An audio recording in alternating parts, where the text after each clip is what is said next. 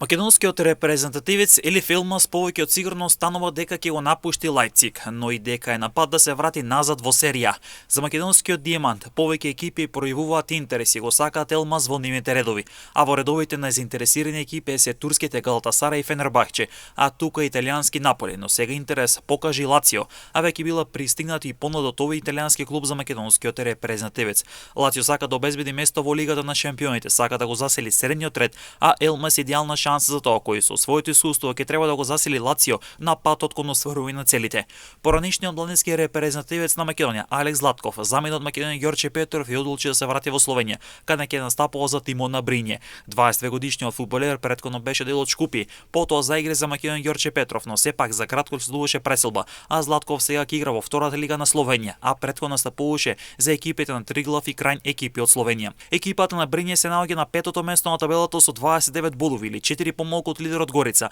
а Златков ќе треба да помага во неговиот нов тим да дојде до промоција во првата лига на Словенија.